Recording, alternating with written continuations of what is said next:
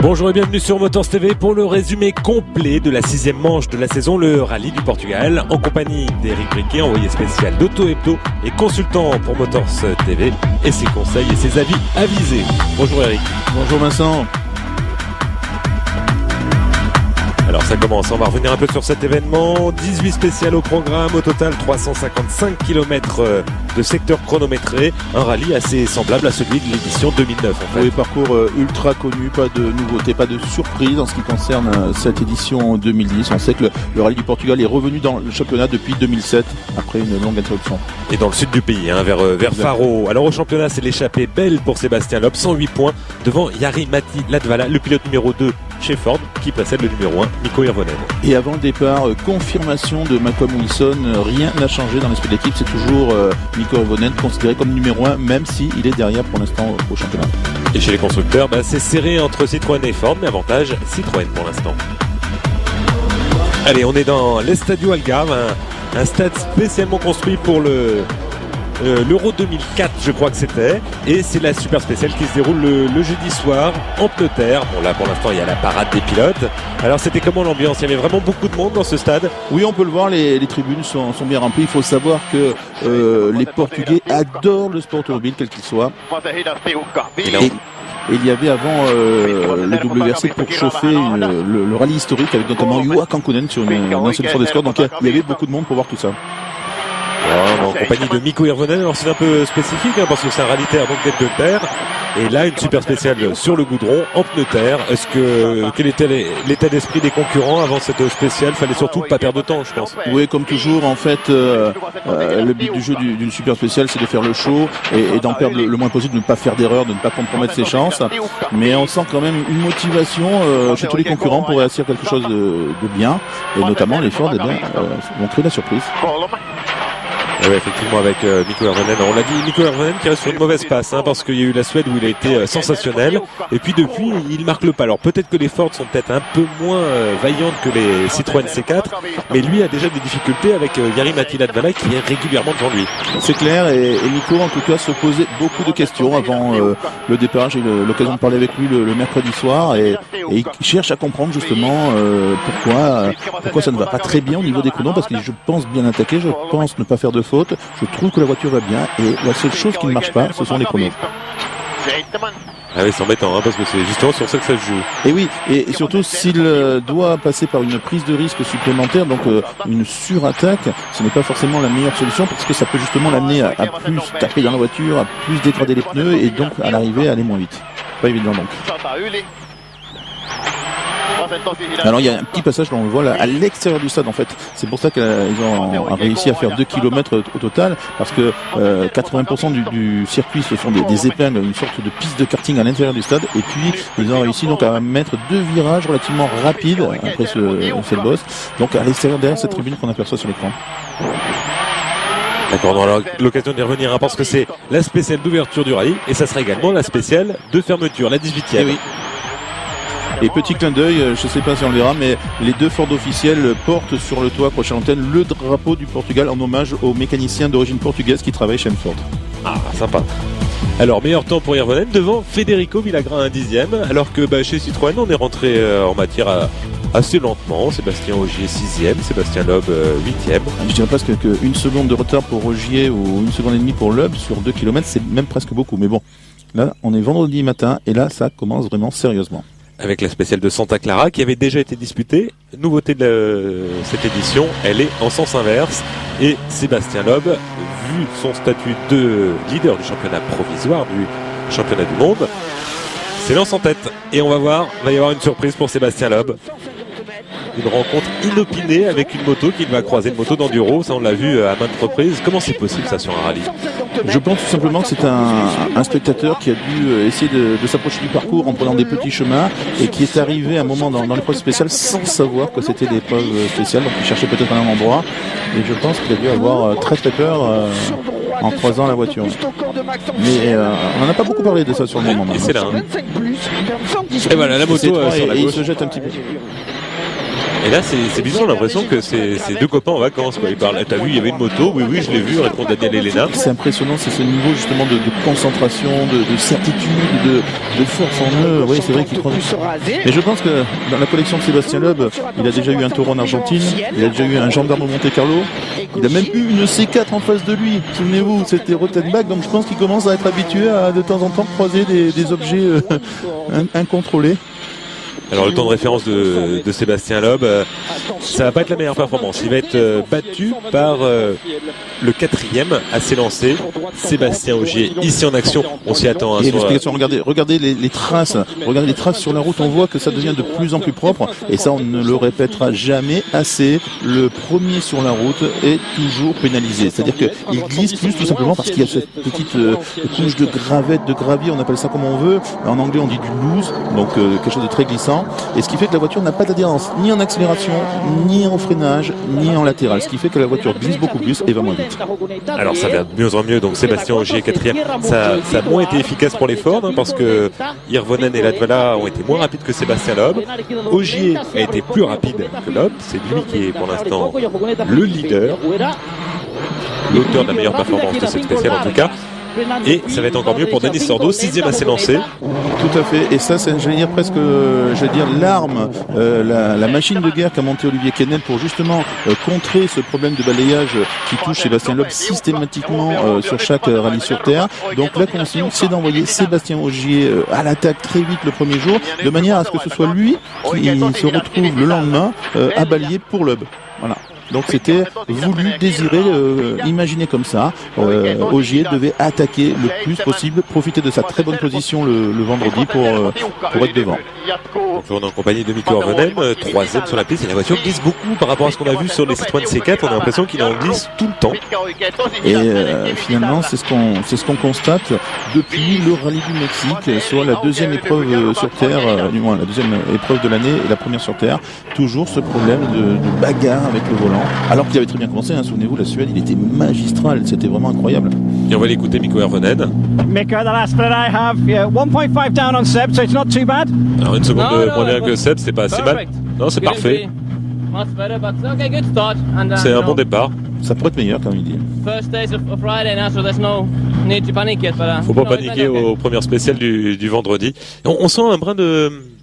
Il est comme désabusé, ouais, c'est vrai qu'il n'a pas l'air tout à fait bien. Bon, alors d'un autre côté, c'est vrai que, on le sait, il y a encore une très longue journée le samedi, encore plus longue que la première, donc ce n'est pas forcément un avantage d'attaquer trop fort le vendredi pour se retrouver finalement mal placé le samedi. Donc en fait, tout le monde calcule. Et j'en ai parlé aussi avec Peter Solberg, il dit, moi ce qui compte, c'est dimanche. Je roule dès le vendredi en fonction du dimanche. Alors c'est pour ça qu'on a du mal parfois à analyser, à comprendre les chronos des uns des autres, tout simplement parce que c'est un peu un jeu du chat et la souris, je me place pas, je me déplace, je me replace, et c'est pas si simple de comprendre pourquoi il y a certains écarts. Alors là, c'est la 3e spéciale. Alors il y a eu un scratch de Mikko Hirvonen dans la super spéciale, ensuite il y a eu un scratch de Denis Sordo dans la suivante, et puis là, ça sera au tour de Sébastien Ogier. Mais c'est Denis Sordo qui reste en tête. Alors que là, on va passer en compagnie d'Henning Solberg. Il fait partie du second peloton. C'est le premier du deuxième peloton. Et il confirme que ça va pas terrible chez les Ford. Parce que lui, il glisse vraiment, vraiment beaucoup. Hein. Il se plaindra de problèmes de direction, de tenue de route.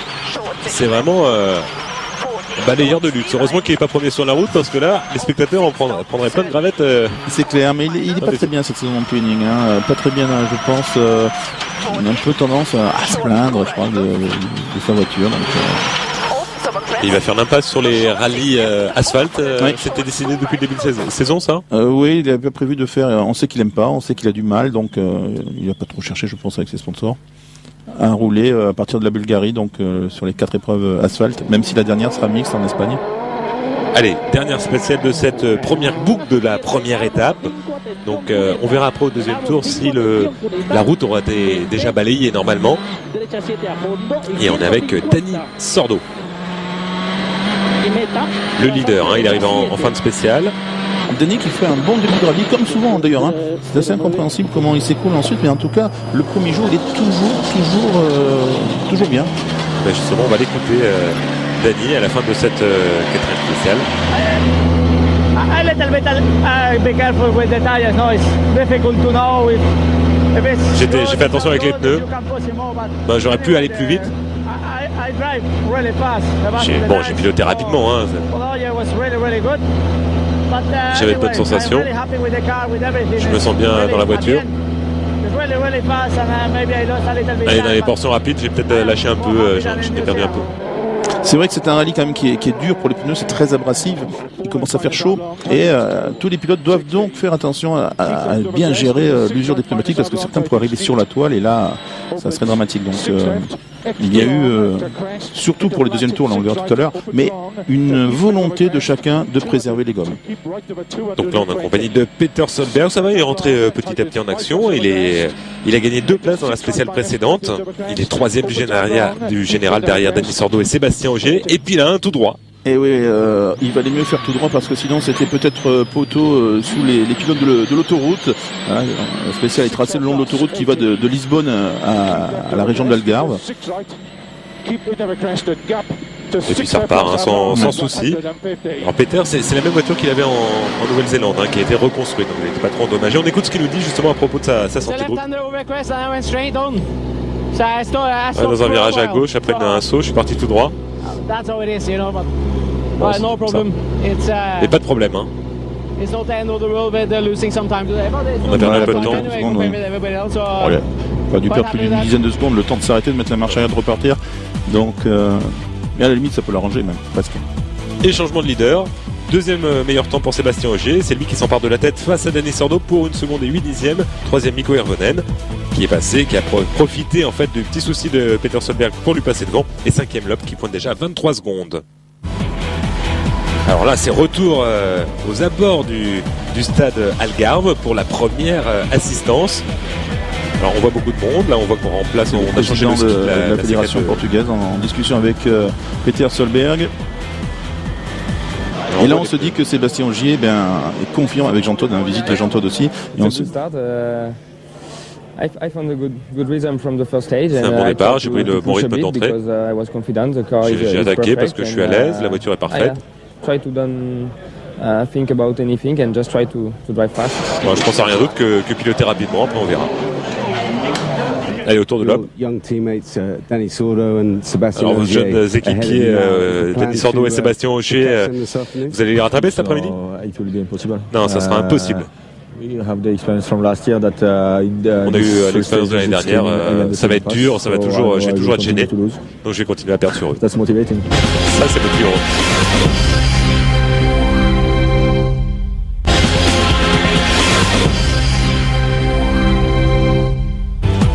Allez, ça y est, il y a eu un deuxième tour dans cette première étape avec 2 nouveaux scratchs pour Sébastien Ogier qui précède désormais Dani Sordo de 8 secondes et demie, Peter Solberg est à 30 secondes 9, Mikko Hirvonen à 36.1 et Sébastien Loeb qui continue de perdre à 42 secondes, point 2. Et il reste encore une spéciale, c'est là où il y a des stratégies en fait dans ces dernières spéciales de fin de première étape. Oui. Donc c'est ce qu'on va voir, le deuxième passage dans Sylvestre. Et confirmation surtout que Sébastien Ogier, ce qu'il a fait précédemment, notamment ce fameux rallye de Nouvelle-Zélande, eh bien il est toujours là maintenant, il est régulièrement devant, en bagarre avec les meilleurs. Et justement, on est en sa compagnie. De ce jeune Français qui est passé tout près de la victoire en Nouvelle-Zélande. Ah oui. Et là, on l'a annoncé. Alors, est-ce qu'il n'y avait pas un peu de pression? Parce que tout le monde le suivait. On a eu beaucoup de reportages sur lui pour nous annoncer que c'était la relève. À quand la première victoire? Alors, on a vu que ça n'a pas porté chance justement à Dani Sordo qu'on voit ici à l'écran. C'est sa 4e saison chez Citroën. Il est toujours à la recherche de sa première victoire. Ça peut mettre un peu la pression, non? C'est clair, mais je pense que justement Sébastien Ogier est toujours en phase d'apprentissage et justement ce genre de pression de résultats sur lui, eh bien c'est quelque chose qu'il doit apprendre parce que forcément dans les années à venir. Alors qu'il y a une faute pour Dani Sordo. Ouais. Et là, en fait, il y a aussi une autre faute, c'est que s'il n'y avait pas eu des gens dans l'échappatoire, il serait allé tranquillement dans l'échappatoire, et là, c'était limite d'abandonner. 2 or 3 kilometers before the end. À 2-3 km de l'arrivée, j'ai freiné. Et quand j'ai quitté le pied de l'accélérateur, la voiture a continué d'accélérer. Je ne sais pas exactement ce qui s'est passé, mais je suis allé tout droit. Et j'ai perdu 15 secondes. after he saw the dust and everything. Et oui, il y a plein de poussière. En fait, quand il a freiné, il n'arrivait pas à redémarrer à cause de la poussière qui l'empêchait. Il a perdu beaucoup de temps. Donc, accélérateur bloqué, c'est vrai que c'est pas rassurant. Maybe it's a little bit more difficult because second in the road was... On va voir demain. Il se retrouve deuxième sur la route. Ouais. Et oui, parce que ça n'a pas changé. Il était déjà deuxième à 8 secondes et demie. Et ce qui change, c'est l'écart. Il est à 26 secondes 6 maintenant de Sébastien Ogier. Exactement. Alors que pour Sébastien Loeb, lui, il va réaliser une belle performance. Le deuxième temps à seulement 2 secondes 6. Donc c'est peut-être la preuve qu'on perdait pas tant que ça sur les deuxièmes passages. Et peut-être, on verra par la suite, mais peut-être qu'il regrettera un peu cette stratégie un peu fataliste, on va dire. Complètement. Et en fait, il y a peut-être aussi le souvenir de la Nouvelle-Zélande où le premier jour, en attaquant très fort, eh bien, il était sorti de la route. On se souvient de cette image où il va taper un pont, il perd 1 minute 30. Donc, est-ce qu'il y a pensé? Est-ce que c'est pas possible? En tout cas, il réalise le deuxième temps. Il va gagner 2 places. Il va passer devant Peter Solberg. Solberg qui calme le jeu aussi. Il calme le jeu, mais il a une crevaison. Et oui. Là, on l'entend, hein, c'est très net. Et du coup, perdu pour perdu, on va entendre Phil Mills qui donne les indications pour partir un peu plus loin, pour être mieux placé à l'issue pour la deuxième étape. Mais là, c'est pas vraiment de la stratégie. Non, enfin, c'est on va dire, il s'adapte à des circonstances. Okay, go. Okay, fine, perfect. Mais les Ford aussi vont chercher à reculer. Hein. Bloody Puncture, là on a entendu Phil Mills, le copilote. Et les Ford, elles, par contre, se sont plaintes toute l'après-midi de problèmes de pneus, qu'il fallait économiser les pneus. Bon, après on verra, mais il n'y a jamais eu de temps probant quand même. Hein, non. Un troisième temps, c'est le maximum. En attendant, si on regarde le classement avec Mikko Hirvonen 4e à 46 secondes, Latvala 6e, ils sont quand même idéalement placés pour aborder la deuxième étape. Alors la deuxième étape qui va être la plus longue du rallye. 6 chronos, mais 135 km chrono contre le chrono. Alors justement, on attaque la 8e spéciale Almodovar, c'est la spéciale la plus longue. Et cette fois-ci, c'est au tour de Sébastien Ogier d'ouvrir la route. Et là, il a conscience que ce sera plus dur que la veille. Et on voit énormément de poussière qui se dégage de ces routes portugaises. Ouais, très sec, il fait de plus en plus beau, de plus en plus chaud, ça je peux vous le confirmer. Une légère brise, heureusement, pour atténuer l'ardeur du soleil, mais déjà très, très beau, très chaud le matin. Alors, ce qu'on va se rendre compte dans cette spéciale, parce qu'il y a les écarts, et Sébastien Ogier perd beaucoup en début de cette première spéciale, et après cette tendance il a le même rythme que Sébastien Loeb. Il y a une explication par rapport au revêtement qui est différent. On a vu qu'il y a beaucoup de changements de rythme dans cette spéciale, c'est très varié aussi bien en termes de revêtement que même de profil de la route. Et il y a peut-être aussi le fait qu'il va recevoir, comme tous les pilotes le reçoivent, des écarts dans la voiture, et peut-être qu'il se rend compte qu'il en lâche beaucoup, et il va sans doute remonter le rythme en voyant que ses pneus finalement tiennent bien. Alors on l'écoute là, ce qu'il nous dit justement. Stop d'Almodovar. Première spéciale du samedi matin. Et les écarts ont l'air bons avec Sébastien Loeb. C'est mon magnétophone. Alors qu'est-ce qu'il a dit? Il disait que c'est plus du tout la même adhérence, c'est plus du tout le même rythme. Et pourtant il a l'habitude, puisque déjà en Nouvelle-Zélande il a roulé le premier sur la route, donc il sait comment ça glisse. Alors là on est avec Sébastien Loeb, donc il est 3e lui sur la route, donc c'est ses journées en général, les deuxièmes journées du rallye, c'est là où il fait les plus belles remontées comme en Nouvelle-Zélande, c'est là où il refait tout son retard. Sauf que la différence par rapport à la Nouvelle-Zélande, où il était loin, il était 6e et 7e, donc vraiment dans une configuration idéale, là n'oublions pas qu'il est seulement 3e, donc il n'y a eu que 2 voitures devant lui pour dégager un petit peu ce petit gravier qui font que les voitures glissent. Donc moins bien qu'en Nouvelle-Zélande au niveau de la position sur la route. Alors Loeb qui reprend 8 secondes 4 à Sébastien Ogier. Et puis la surprise, on va dire que c'est les Ford qui reviennent dans le rythme. 2e temps pour Latvala, 3e temps pour Hirvonen, 2 secondes 8 et 3 secondes 2. Alors est-ce que c'est reparti? Est-ce que la machine est relancée? Mais on peut l'imaginer, sauf que quand même on voit Sébastien Loeb, je m'en souviens très clairement de cette arrivée, qui marque les esprits de tout le monde, parce qu'en étant 3e sur la route, il fait quand même le meilleur temps. Et j'allais dire, là c'est pas tellement logique. Les Ford auraient dû aller plus vite que lui, et elles sont derrière au niveau du chrono. Ouais, parce que là il n'y a plus à gérer, là il faut remonter, il y a quand même 40 secondes d'écart et 1 minute. Quand Mikko et Jari-Matti découvrent en lisant, parce qu'il y a toujours un panneau où sont affichés les chronos inscrits par les commissaires, et quand ils arrivent et qu'ils découvrent donc le temps ou les temps, ça fait un petit peu la grimace forcément. Ouais, parce que là on est avec Mikko Hirvonen, on voit que ça rigole pas du tout dans la voiture, c'est maximum attaque. On sent que ça va vite. On se demande même comment on réagirait si on était dans le baquet de droite juste à regarder. Hein, Vincent, qu'est-ce que t'en penses? Ouais, je sais pas si j'oserais. Pas en compétition, en essai je veux bien, mais en compétition là ça doit être chaud.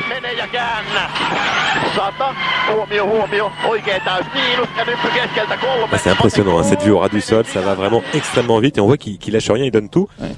Et des concurrents qui même comparent un petit peu ce parcours du Rallye du Portugal à un parcours type Europe du Nord, en tout cas très rapide, très large, avec beaucoup de crêtes en aveugle. Ça ne ressemble finalement pas tellement à ce que j'appelle les épreuves méditerranéennes comme la Sardaigne, l'Acropole, la Turquie ou Chypre. C'est vraiment des routes plutôt rapides, hein, c'est sympa. Et on est avec Jari-Matti Latvala, enfin on était avec Jari-Matti Latvala. Une grosse sortie de route, c'était au départ de la 9e spéciale, donc la 2e de la matinée. Alors qu'est-ce qui s'est passé? On le voit glisser. Il jette l'auto, elle décroche, il prend un talus et bon, mais il arrache la roue arrière gauche. Et il tape dans l'arbre en retour. Voilà. Donc, et surtout le problème c'est que c'est le premier choc qui a énormément fait de dégâts et donc la voiture ne sera pas réparable d'un point de vue sécurité. L'arceau est un petit peu touché et donc pas de super rallye, c'est fini, on le voit, donc c'est fini pour Latvala. Et alors c'est dommage parce que il s'était, j'allais dire, presque racheté une conduite. Ouais, on a glissé, on pensait qu'on allait s'en sortir, mais on a touché l'arbre. C'était un gros impact. Et je pense pas qu'on pourra continuer en Super Rallye.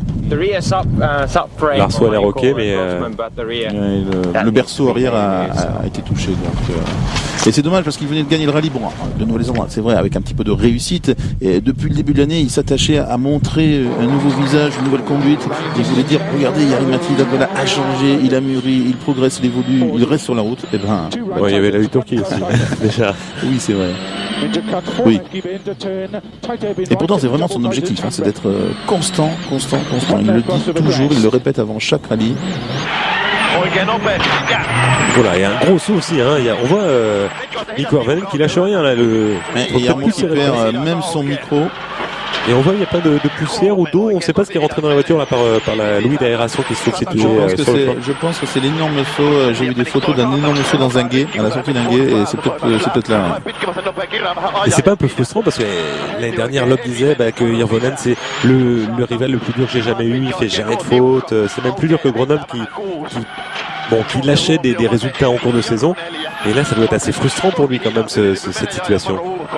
Oui, c'est vrai que c'est une configuration un petit peu nouvelle dans ce championnat 2010 par rapport aux éditions précédentes où on était habitué à suivre finalement des duels. Là, ça n'arrête pas de changer, en tout cas pour la deuxième place. On a eu donc Latvala qui était deuxième du championnat avant ce rallye-là.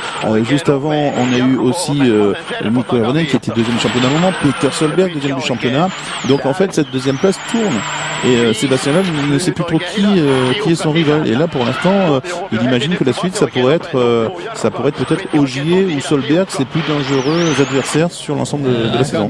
Solberg qu'on a vu jusqu'à avant qui a passé Hervonen qui nous dit moi je peux pas aller beaucoup plus vite, hein. J'ai essayé un dernier spécial mais je suis pas confiant dans les longues spéciales, mais ça c'est plus par rapport à mon pilotage.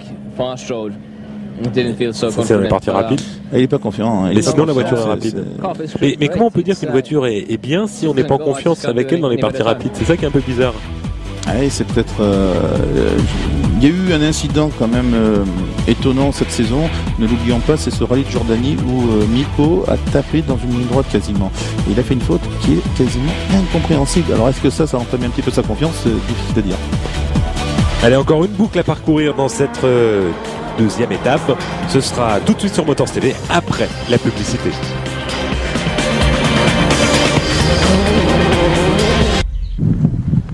Allez, on est de retour au Portugal on est dans la deuxième étape du Rallye du Portugal 2010, sixième manche de la saison. Sébastien Ogier est en tête, il a déjà ouvert toute la matinée, il va continuer d'ouvrir l'après-midi, mais on est déjà passé. Ça n'a pas réussi à Loeb lors de la première journée, est-ce que ça va mieux réussir à Sébastien Ogier? Vous étiez sur place, Eric, comment c'était l'ambiance? Là, on ne sait pas encore, hein. Je suis effectivement à l'arrivée de ce chrono parce que je pense qu'il va être décisif, il fait de plus en plus chaud. J'ai eu l'occasion de discuter avec les techniciens de Pirelli en me disant que là, ça va être peut-être plus difficile qu'au premier tour au niveau de l'usure des gommes, que les pilotes vont devoir vraiment faire attention. Alors c'est vrai que c'était un peu étonnant, là on était avec Sébastien Ogier, on l'a vu passer, bon rythme. On est maintenant avec Sébastien Loeb. Et vous allez écouter un peu comment ça se passe dans la voiture. Il y a Sébastien qui va un peu rabrouer et Daniel Elena. Sur droite 120 et gauche 110 long et droite 130 plus long sur ciel tout droit et gauche à fond 180 mètres gauche à fond et attention ciel vert très léger droite frein pour 50 mètres droite 135 plus frein pour gauche 100 millions. Je disais, dépêche-toi. Dépêche-toi, dit Sébastien Loeb à Daniel Elena. Il est un peu encore sur les notes. Peut-être un petit poil de retard, mais pas grand-chose sur l'énoncé des notes. Mais on les sent un petit peu. C'est pas encore 100% concentré. Ce qu'il faut bien comprendre, c'est que ouais, j'ai cherché à économiser les pneus, mais il n'y a pas que ça. Ça bougeait beaucoup. Et j'avais pas les splits sur Ogier. Alors ça, c'est étonnant parce que dans la voiture, on a très bien entendu Daniel Elena donner les écarts avec Avonen et avec Ogier. En fait, l'explication, je l'ai forcément, parce que j'y étais, c'est qu'il n'a pas eu le dernier écart partiel. Et celui qu'il a eu, à un moment, lui donne 1 seconde d'avance. Et Seb m'a dit après l'arrivée, comme j'étais en avance après ce chrono-là et qu'on m'a rien donné ensuite, je pensais que j'étais toujours en avance. Eh ouais, mais là, le problème, c'est qu'il va faire que le 4e temps de la donc il lui a manqué en fait un chrono partiel. Et à la limite, c'est pas plus mal. Parce que c'est vrai que ces chronos qui arrivent dans la voiture et qui te disent si tu es devant, derrière, finalement, ça influe trop sur la course. Et moi, je pense que c'était bien mieux quand les pilotes bien découvraient les chronos à la fin en arrivant après avoir tout donné. Et du coup, il s'est fait battre par Ogier qui a réalisé un temps scratch en ouvrant la route. Ça, c'est une sacrée performance devant Peter Solberg, devant Danny Sordo et 4e seulement Loeb qui était donc en avance au moment de la spéciale. Et pour moi, c'est le tournant du match. C'est le tournant du match, un petit peu comme à Roland Garros quand il y a un point décisif, tout simplement parce que à ce moment-là, Sébastien Ogier se dit mais c'est peut-être jouable. Et oui, parce qu'il a très peu perdu lors de cet après-midi. On revient en compagnie de Sébastien Loeb. Exactement. Et ouais, c'est quand même quand on a une balle de break et qu'on ne conclut pas, Sébastien Loeb à ce moment-là doit être systématiquement devant Ogier s'il veut remonter. N'oublions pas, au départ de la journée, il avait 44 secondes de retard. Il était à 22 à mi-étape, donc la moitié de son retard, et il devait encore continuer à pousser son effort. Et au lieu d'en reprendre, il en perd. Et ça, je crois que ça a été vraiment presque décisif en tout cas. Et oui, parce que dans cette 11e spéciale, Ogier a collé quand même 6 secondes à Sébastien Loeb. Et remonte à presque 30 secondes d'avance. 29 et quelques dixièmes de mémoire. Dans la spéciale d'après, il en recolle 5-8, donc il y a 2 dixièmes d'avance encore pour Sébastien Ogier, qui va en perdre 2, donc ça fera 1 seconde 8 en fait de gagner pour Sébastien Loeb par rapport à Sébastien Ogier sur l'ensemble de la deuxième boucle de la deuxième étape. Contre 22 le matin, donc on voit que Ogier a plus que résisté, il n'a pratiquement rien lâché. Et là, comment ça se passe quelle est l'ambiance chez Citroën? Parce que normalement, voilà, c'est Sébastien Loeb qui doit gagner. Il est tellement habitué. C'est ce qu'on pense, c'est ce que tout le monde pense, en tout cas vu de l'extérieur. On se demande à quel moment les consignes vont tomber pour préserver, parce que c'est vrai, il faut le dire que Citroën Racing a 2 objectifs prioritaires, le championnat constructeur bien entendu, mais aussi le championnat pilote avec Sébastien Loeb. Donc, sachant que Ogier pourrait prendre des points précieux à Loeb et que Ogier est en société du junior team prend aussi des points dans le championnat constructeur, on peut imaginer vraiment qu'à un moment donné on va lui demander de calmer le jeu et de laisser passer Loeb, mais on ne sait pas quand. En tout cas, ce qui est certain, c'est que jusqu'à la fin de l'étape, ça roule à fond. Donc on se dit, ça va se faire le dimanche. Et oui, parce que les autres sont très loin. On voit ici Peter Solberg qui terminera la journée en 3e position. On a vu avant Danny Sordo. On va voir là maintenant Danny Sordo qui a été lui en délicatesse avec ses pneus. C'est, je crois, le seul pilote Citroën du week-end qui a eu connu des soucis de pneus. Il est arrivé à l'arrivée de cette fameuse spéciale d'Almodovar où justement ça s'est joué entre Ogier et Loeb avec le pneu avant droit mais totalement déchiqueté. Sans doute a-t-il tapé une pierre et ça commence un petit peu à enlever un pavé, 2 pavés, puis après toute la bande de roulement, toute la surface du pneu est partie, ce qui fait qu'il est arrivé avec un pneu inutilisable pour la suite du rallye. Et comme ils avaient tous 2 roues de secours pour pouvoir à un moment changer, mettre 2 pneus neufs à l'avant dans les spéciales suivantes, lui s'est retrouvé à devoir quasiment faire les 3 spéciales avec 4 pneus au lieu de 6. Et là il a perdu énormément dans cet après-midi. Dans les dernières spéciales ça sera 15 secondes 9. Dans celle d'avant c'est 29 secondes 6. Donc à ce moment-là, Danny sait qu'il n'est plus dans le coup pour jouer la victoire. Et il sait qu'il va devoir maintenant préserver une place sur le podium et ramener le maximum de points pour Citroën. Et ça va être dur parce que ça va mieux pour Hirvonen. 3e temps de la dernière spéciale. Il est 5e, Hirvonen, mais il est à 8 secondes de Danny Sordo. Et pas si loin que ça de Peter Solberg pour la 3e place. Et bien placé une fois de plus sur la route dans la perspective de l'étape dominicale avec cette possibilité de remonter encore, prendre des points. Alors bien placé par rapport à la nature du terrain, mais par rapport aux pilotes qui sont devant, on a vu qu'aujourd'hui, ça n'a rien changé. Les deux premiers restent en tête, Tout à dans le fait. même ordre, donc c'est... Et mieux même, je dirais, pour Sébastien Ogier, il n'y a qu'un seul pilote qui lui a repris du temps, c'est Loeb. Tous les autres, finalement, n'ont pratiquement pas repris de terrain, alors que Ogier ouvrait la route. Et là, pour Sordo, c'est comment l'ambiance? Parce que lui, il court après sa première victoire, et là, ça doit commencer à être dur pour lui, non? Ah, c'est pas facile en tout cas. Allez, on suit Kimi Räikkönen, le champion du monde 2007. Bon, il était pas là en Nouvelle-Zélande, son dernier rallye c'est la Turquie, donc ça date un petit peu, mais ça va pas mieux quand même. Enfin, il est régulièrement, il fait des dixièmes temps. Il est loin, très très loin. Bon, c'est vrai qu'il découvre. C'est vrai que c'était un parcours difficile, ce rallye du Portugal, avec beaucoup de virages aveugles, beaucoup de crêtes, on ne sait pas. Mais c'est vrai qu'on ne voit quand même pas beaucoup de progrès pour l'instant dans ses performances. On en a un peu parlé avec son copilote, mais là c'est quand même un deuxième passage, donc normalement l'expérience devrait commencer à venir. Oui. Et alors lui, il roule très loin, donc il roule sur des terrains parfaitement balayés, donc il a les meilleures conditions qu'on puisse trouver. Hein. Et là, il va y avoir une faute là sur un freinage, ça paraît assez inexplosif. Une faute de débutant, regardez, hop, blocage de roue, et on tire tout droit. Et voilà. Et en fait, à ce moment-là, depuis une spéciale, il essayait d'aller un peu plus vite, il essayait de réduire son écart au kilomètre par rapport au meilleur. Et c'est là où on voit qu'il a encore des difficultés, parce que dès qu'il essaie de rouler plus vite, eh bien, il part presque instantanément à la faute. Et ce genre de faute, il a fait exactement les mêmes en début de saison, en Suède, quand il arrivait trop vite et qu'il freinait trop tard et qu'il se mettait dans les murs de neige. Sauf que là, c'est un buisson, c'est un petit fossé, mais c'est à peu près le même type de faute. Ouais, la spéciale d'avance, donc c'était Vascao 2, le deuxième passage, 25 km 23. Il est allé plus vite, un huitième temps à 45 secondes et 2 dixièmes de Sébastien Loeb. Bon, là, il parvient à repartir et perdra. Il a de la chance, parce qu'il aurait pu y rester, tout à fait, oui. Donc, à l'issue de cette deuxième étape, Sébastien Ogier en tête avec 21 secondes et 1 dixième d'avance. Troisième, et c'est très loin, Peter Solberg, 50 secondes 2. Et après, on est au-delà de la minute avec Daniel Sordo et Mikko Hirvonen suivent Henning Solberg. Ça va mieux pour Henning, mais il a perdu tellement de temps en début de rallye qu'il est loin. Matthew Wilson, il fait la course tout seul, Henning. Oui. Sebastian, a great performance again this afternoon. Were you expecting Une belle performance, Sébastien. Est-ce que vous espériez être toujours en tête? Oui, rester en tête, oui. Mais pas avec cet écart-là. Donc je suis content de ces 20 secondes de marge. Cet après-midi, on a perdu que 2 secondes.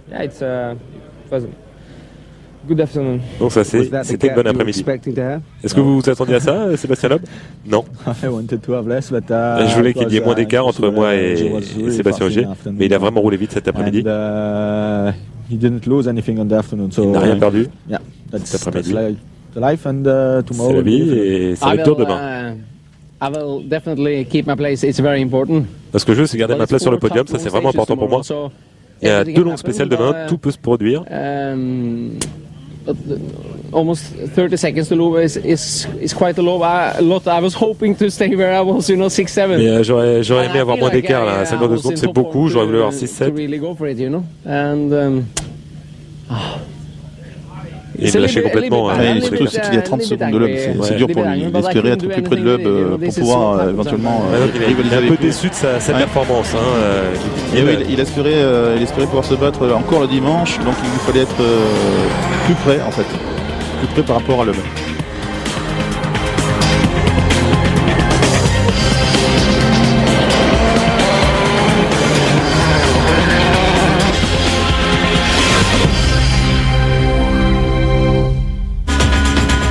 Allez, dernier jour du rallye, c'est l'étape la plus courte. Il y a 5 spéciales au programme, dont un passage dans le stade, donc ça c'est pas très important, c'est anecdotique. En revanche, deux fois deux spéciales. Parti comme c'est parti, vu que tout se fait dans la dernière à quelques dizaines de secondes, on se dit à ce moment-là, si ça se jouait dans le stade, pourquoi pas. Mais c'est vrai qu'on imagine plutôt que dans les 4 spéciales, donc les 2 longues de Felices et de Boulet, on se dit ça va se faire là.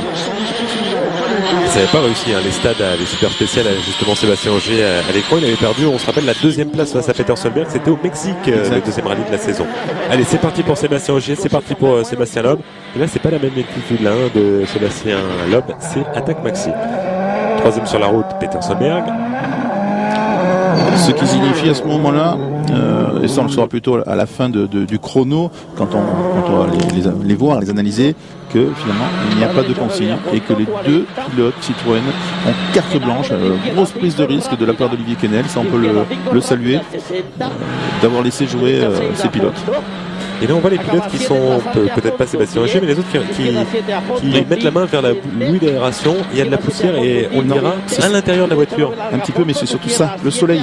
Ils ont le soleil dans les yeux. Tous les pilotes à l'arrivée du chrono m'ont parlé de ce soleil rasant qui était vraiment avec plus effectivement la poussière qui rentre un petit peu, mais c'est surtout le soleil rasant. Alors la particularité de ce spécial de cette dernière journée. Alors les Ford, je peux vous confirmer que les Ford sont très peu étanches. Tous les pilotes sont arrivés, c'était façon conducteur de vieilles locaux à charbon. Ils étaient tous, voilà, là on voit le soleil, là c'est le soleil. Ça nous rappelle Harry Vatanen dans la montée du Bike Streak avec la 405. C'est tout à fait ça. Et la même Il faut lumière. vite lâcher le volant, sauf qu'à l'époque, Harry avait le levier de vitesse en bas à droite, alors que là, c'est plus facile de lâcher le volant parce qu'on peut quand même changer les vitesses avec la palette. Et on avait l'impression que le trou était un petit peu plus grand pour Harry Vatanen. Et alors donc je vous disais, petite anecdote assez étrange, c'est que les Ford prennent toute de la poussière, donc il doit y avoir des trous, c'est mal, c'est pas vraiment parfait en étanchéité, heureusement c'est pas des sous-marins. Et il n'y a qu'une voiture qui est arrivée nickel propre, celle du fils du patron, comme par hasard. Je me demande si les mécanos l'ont pas un peu choyé la voiture du fils de patron, parce que celle-ci elle est arrivée, elle était propre, nickel. Matthew Wilson qui est 7ème du rallye derrière Henning Solberg et il a du mal à contenir Mats Rosberg, le jeune suédois et sa Subaru. Allez, on revient avec Loeb Ogier en infini, temps de référence 13 minutes 41 secondes et 8 dixièmes. Et on suit la fin de saison, la fin de spécial avec Loeb. Et ça va vite pour Sébastien là. Ouais, Il voulait remonter. On le voit à chaque fois qu'il coupe au maximum de la route quand il va au bord de la route, c'est que vraiment il y a une grosse attaque. Il reste pas au milieu de la route comme on dit, il veut vraiment chercher à réduire au maximum la distance, les virages, il coupe au plus près. Et puis on entend l'accélération, il n'y a pas de dosage comme il y a pu y avoir sur les étapes précédentes. Là c'est vraiment des accélérations franches. Et on voit son regard, on voit tout, on voit sa détermination au volant, c'est clair. Droite sans Soto et gauche ferme sans long. Il est en train d'en finir. Il reste une dizaine de secondes avant la fin du chrono. Le drapeau jaune et le rouge, ça y est, c'est fini, terminé. Alors 6 secondes 2 de mieux pour Sébastien Loeb, il réduit l'écart à 14 secondes 9. Et on écoute sa réaction. 6 secondes 2 de gagner face à Ogier. Pas mal. Il y avait des endroits où on avait du mal à voir la route parce qu'il y avait de la poussière. Heureusement, pas trop d'endroits quand même comme ça. Mais j'en ai eu un peu. Mais c'était pas facile, j'ai vraiment attaqué fort. Moi, je suis content de mon temps et Sébastien a été rapide. Mais on va continuer. Et voilà, donc là, confirmation qu'il y a carte blanche, feu vert.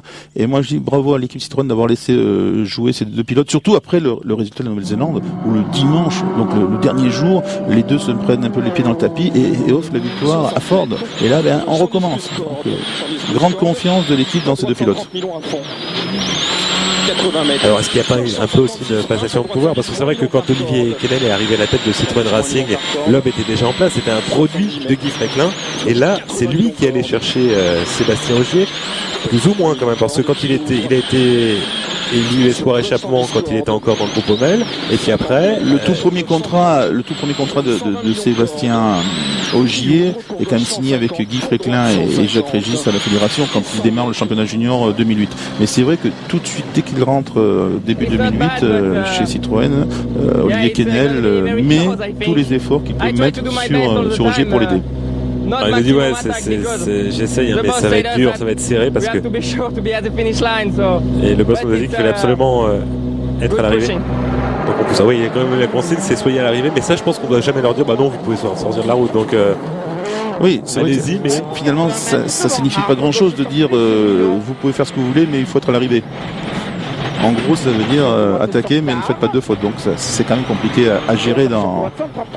Peut-être plus pour Ogier qui est jeune. Il ne faut pas oublier que c'est seulement sa deuxième saison en WRC. Il a fait une saison en championnat du monde junior sur une petite Citroën C2 Super 700 2008. Il a réellement commencé en 2009, saison complète. Et là, c'est sa deuxième saison. On n'en est qu'au 6e rallye. Donc, une saison et demie. Voilà, donc c'est pas grand-chose face au sextuple champion du monde considéré comme de tous les temps le meilleur pilote de rallye. Il y a encore un peu de temps de gagner pour Sébastien Loeb, mais qui reste à 10 secondes 1. Alors il a réduit l'écart de moitié. C'était à 22-2 et c'est à 10-1. Comme la veille, exactement comme la veille. C'est-à-dire que lors de la boucle du matin, il parvient à effacer la moitié de son retard. Mais... Donc il faut garder le même rythme pour espérer revenir, mais il faut gagner comme sur le premier tour. Et on a vu que Sébastien Ogier était très rapide sur les deuxièmes tours. Exact. Alors là, on était avec Peter Solberg qui va se faire chipper sa deuxième place par sa troisième place par Dani Sordo. Et c'est plein de problèmes de direction le matin, Peter Solberg. Oui, effectivement, un souci quand il est arrivé dans la spéciale de Félizès, donc au point stop, il savait pas trop exactement ce qui se passait. Il nous a simplement dit il y a quelque chose de mou devant. Je suis inquiet, j'ai eu peur parce que ça bougeait. Et en fait, c'était la crémaillère de direction, donc qui était légèrement dévissée. Les deux vis qui tiennent la crémaillère par rapport au berceau moteur, eh bien, étaient dévissées, donc ça devait bouger, ça devait sensation de flou. Et voilà, donc obligé de ralentir et perdre du temps. Et on avait Kervonen toujours à la lutte pour la troisième place. Il est très près, il a 7 secondes de Peter Solberg. Sordo n'est pas si loin, 11 secondes devant. Alors que là, ça va être l'abandon pour Henning Solberg dans la 15e spéciale du rallye. Le premier passage dans l'Oulé. Jusqu'au bout, pas de chance sur ce rallye du Portugal pour Henning Solberg. Et on voit la voiture, en fait c'est un problème, c'est la courroie de distribution qui actionne également la pompe à eau qui a lâché, donc il y a eu les consignes de Malcolm Wilson, si vous continuez vous cassez le moteur. Donc il vaut mieux s'arrêter. Avec une Caminor, c'est un nouvel copilote qui lui porte pas chance au grand frère de Peter. Et au classement, donc on l'a dit 10 secondes 1 entre Sébastien Ogier et Sébastien Loeb. C'est plié, ça se jouera entre eux pour la gagne à la régulière. Et écoutez ce que nous dit Kennel. À ce moment, je peux pas vous dire quel pilote va gagner. Tout ce que j'espère, c'est que ce sera une Citroën, mais ça devrait être le cas. Et pour ce qui concerne les pilotes, je peux rien dire. Donc c'est la preuve que même si c'est sujet d'interprétation, c'est-à-dire rouler mais soyez à l'arrivée. Ce qui est certain, c'est que il n'y a pas de consigne claire, précise, demandant à Sébastien Ogier de laisser passer Loeb. Voilà. Alors, est-ce qu'à ce moment-là, Kennel pense que Loeb va remonter régulièrement le jeune pilote, donc il dit c'est pas la peine peut-être de donner de consigne puisqu'il va le gagner. Mais si on se souvient de ce qui s'est passé la veille, si on se souvient que Ogier au deuxième tour a perdu que 2 secondes en 3 spéciales, là il en a encore 10 d'avance, il a que 2 chronos à tenir. Donc on se dit, par rapport à la veille, que c'est tout à fait jouable. Et là on voit au visage tout a l'air bien calé, il a l'air très concentré Sébastien Ogier, ça va très très vite, le copilote est bien dans le rythme. Bon, a priori ça va être la même chose du côté de chez Sébastien Loeb. Sauf qu'il a peut-être besoin lui de rouler un poil plus vite, c'est lui le chasseur. Devant, il s'était d'ailleurs un petit peu chambré les deux équipages, les uns s'appelaient Salut les chasseurs et les autres Salut les lapins. Donc bonne ambiance entre les deux équipages. Les deux coéquipiers, en tout cas Julien Ingrassia et Daniel, sont très proches, sont très vraiment intimes tous les deux. Et donc c'est sympa l'ambiance. Alors temps de référence 13:37 1, c'est moins rapide que lors de son premier passage pour Sébastien Loeb, c'était en 13:35.6. À quoi on l'explique, parce que normalement la route est balayée, c'est plus rapide. Oui, il est parti très fort au début et puis ensuite Ogier a résisté. Et Loeb a compris qu'il ne ferait plus l'écart. Quand il a vu qu'au bout de 1 ou 2 partiels, plus rien ne changeait, je pense que sur la fin, il a compris que c'était plus la peine de prendre des risques, qu'il n'y arriverait pas. Il le dit d'ailleurs, il va le dire plus tard, en tout cas à l'arrivée. Il s'est plaint aussi de ses pneus, peut-être qu'il était trop agressif et qu'il dégradait les pneus trop fort. Les pneus que Sébastien Ogier. Seulement il a tellement voulu attaquer. Donc là, on a 9 secondes 5 d'avance. Il reste 22 km 51 dans cette dernière vraie spéciale, on va dire. Le deuxième passage de Loulet, mais je pense qu'à ce moment-là, Sébastien Loeb sait que c'est fini, qu'à la régulière, il n'ira pas le chercher. Alors est-ce que Sébastien Ogier, sans doute, on va voir comment ça se passe à l'intérieur, lui veut certainement aller jusqu'au bout, il a manqué 3 virages en Nouvelle-Zélande, donc là il faut tenir. Voilà, exactement. Là l'expérience qu'il se construit au fur et à mesure des rallyes, eh bien lui sert justement, et l'expérience aussi c'est la confiance, parce qu'il sait qu'en Nouvelle-Zélande, bon il n'a pas gagné mais qu'il était en mesure de gagner, qu'il avait la vitesse, et il a vu la veille que sans prendre des risques exagérés, il pouvait contenir Loeb. Il en a beaucoup parlé avec son équipier Julien. Ils se sont dit on continue à faire pareil, il n'y a pas de raison, on roule, on fait pas de faute. Et on écoute sa réaction peut-être de lucidité. Ouais, je pense que vous n'avez pas perdu grand chose dans les derniers secteurs, dans les derniers écarts, ça se présente bien. Ouais, pour prendre beaucoup de secondes là, il va vraiment falloir qu'il vole. Mais on verra. Comme c'est Sébastien, on sait jamais, vous devez attendre. Et l'avantage aussi avec, La grande force de Sébastien Ogier, c'est qu'il fait rarement 2 fois les mêmes erreurs depuis sa saison et demie en WRC. Il apprend beaucoup de ses erreurs justement et il évite de les reproduire. Et bah, on peut le dire qu'à l'issue en tout cas de cette spéciale, Sébastien Loeb ne sera pas en tête du rallye. Il reprend encore un peu de temps. Il prend 1 seconde 8 et on voit il est résigné. Il dit j'ai rien pu faire. Il est revenu à 7 secondes 7 de Sébastien Ogier. Alors que derrière, c'est Denis Sordo. Et là, à ce moment-là, on se dit tiens, peut-être un quadruplé Citroën. Alors on commence à regarder les archives, on commence à voir à quand ça remontait. Le dernier quadruplé, c'était 1993 au Safari du Kenya avec Toyota. On commence à écrire des petites choses comme ça. Et il reste une spéciale 2 km 03. C'est pas fini. Et on est avec Peter Solberg et on va voir pourquoi c'est pas fini. La partie rapide. Voilà, la fameuse partie rapide extérieure du stade. Là, qu'est-ce qui se passe? Et ben on va écouter Peter Solberg. On va le voir repartir d'abord. Et je crois que personne n'a compris, même pas lui. Il s'était plein de problèmes de direction. Est-ce que c'est ça qui est revenu? Ça paraît bizarre, il a freiné, la voiture est partie à droite. Alors, c'est une piste, comment dire, c'est une piste provisoire. I don't know. Ouais, t'as pas de Honestly, I don't have a clue. It's straight line, just braking, and the car just stepped into the right. Oui. La voiture a tourné. Moi, je pense qu'il a mis la roue en dehors de la piste. Donc la piste elle est surélevée parce que c'est une piste provisoire. Et donc s'il suffit qu'il mette la roue légèrement au bord et que la voiture tombe dans le trou, ça l'embarque à droite. Et je vois pas d'autre explication parce que bien entendu ce goudron va vite être exposé, il y a 10 cm d'épaisseur, il va être enlevé dès le soir même pour retrouver la pelouse, donc c'est une construction provisoire et je pense qu'il s'est légèrement appuyé sur la rambarde blanche et rouge en plastique, mais dessous il y avait un petit dévers de 10 cm et ça suffit pour embarquer la voiture. Et surtout ça suffit pour perdre 12 secondes et la 4e place et le quadruplé. Oui, parce que là c'est un ordre inverse, hein. Les pilotes on passe du dernier au premier. Donc ce qui est sûr c'est que Hirvonen est passé devant lui, Sordo est passé devant lui, et là il y a les 2 Sébastien qui s'expliquent. Enfin bon, Sébastien là il l'a dit, il a dit j'aurais pas le chercher dans la super spéciale, donc je vais y aller cool. On les voit en duel un peu type. Ils sont loin dans le classement, hein. Ils sont très très loin d'être les meilleurs. Je crois qu'ils font les 6e ou les 7e temps. Une fois de plus, c'est l'effort qui réalise le meilleur chrono, mais c'est symbolique. C'est Federico Villagra. Et ça y est, c'est fait. Première victoire pour Sébastien Ogier. Félicité par Julien Gracia. Ils nous la partagent ensemble cette victoire. Ah oui.